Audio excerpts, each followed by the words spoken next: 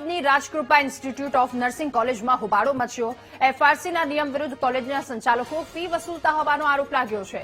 વિદ્યાર્થીઓને ફરજિયાત હોસ્ટેલમાં રહેવા સંચાલકો દબાણ કરતા હોવાનો આરોપ તો મેનેજમેન્ટ ક્વોટા અને સરકારી ક્વોટાના વિદ્યાર્થીઓ પાસેથી વધુ ફી વસૂલાતી હોવાનો દાવો કરાયો। હોસ્ટેલમાં ન રહેતા વિદ્યાર્થીઓ પાસેથી પણ હોસ્ટેલ ફી વસૂલાતી હતી। રાજકૃપા ઇન્સ્ટિટ્યૂટ ઓફ નર્સિંગની સામે કાયદેસરની કાર્યવાહી કરવા વાલીઓ હવે માંગ કરી રહ્યા છે। તો રાજકૃપા ઇન્સ્ટિટ્યૂટ ઓફ નર્સિંગ કોલેજના આચાર્યોએ આ તમામ આરોપોને ફગાવ્યા છે અને એફઆરસીના નિયમ અનુસાર જ ફી વસૂલાતી હોવાનો આચાર્યએ દાવો પણ કર્યો। એક વર્ષ હોસ્ટેલમાં રહ્યો તો મેં 75,000 ફી ભરી અને સ્કોલરશીપ એમના રિસીપ્ટ કાર્ડથી એમના ખાતામાં કેટલી આવી મને ખબર નથી અને સેકન્ડ યરની અંદર મેં અપડાઉન કર્યું। મેં એમને ત્રણ મહિના પછી એમને જાણ કરી કે હું હોસ્ટેલમાં નહીં રહું અને ઘરેથી આવું તો મારી જોડે સાઈડનું પેકેજ કરાવ્યું પણ અત્યારે મેડમ એવું કહે છે કે તમે ઇન્ફોર્મ 3 મહિના પછી કરી શકો। તે 75,000 30,000 ભરેલી છે મારી 60,000ની અંદર તો બી મને 60,000 અત્યારે બાકી બતાવે છે। 60,000 બાકી બતાવે। અહીંયા આવીને જોયું તો ઘણું ડિફરન્ટ લાગ્યું છે। ગુજરાતની અંદર બધી અલગ અલગ કોલેજોમાં ઓછી ફી હોય છે।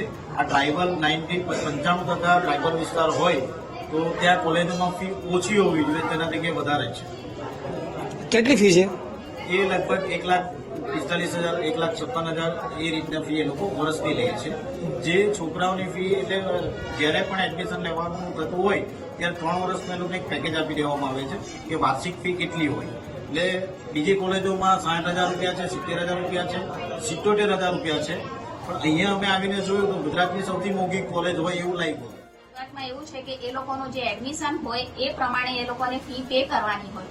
એના સામે સરકાર અમને જે સ્કોલરશીપ ઓછી આપે છે તો જે ડિફરન્સ એમાઉન્ટ નીકળે છે એનો એડમિશન છે મેનેજમેન્ટ કોટામાં હોય સ્ટુડન્ટનો, તો એ જે ડિફરન્સ એમાઉન્ટ છે એને ભરવું પડે કોલેજમાં અને એ સ્ટુડન્ટને ભરવું નથી। એમાં એવું છે કે એડમિશન કમિટીથી જે સ્ટુડન્ટ આવે એની છે જીએનએમની 75,000 અને મેનેજમેન્ટની છે 1 લાખ, બરાબર 1,01,000 અને બીએસસી વાળાની છે 86,000 અને મેનેજમેન્ટની છે 1,12,000 અને એએનએમની છે 45 બંનેમાં, બરાબર। હોસ્ટેલ આ પ્રમાણેનું એની ફીસ છે।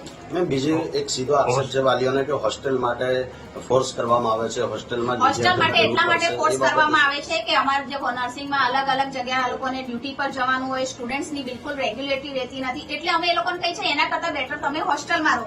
નાઇટ શિફ્ટ આવે એ બધું એ લોકોને કરવું નથી, અટેન્ડન્સ પૂરી કરવી નથી, એક્ઝામમાં નપાસ થાય છે। અમે એ લોકોને એના ફેવર માટે જ કહીએ છીએ કે તમે હોસ્ટેલમાં રહીને ભણો।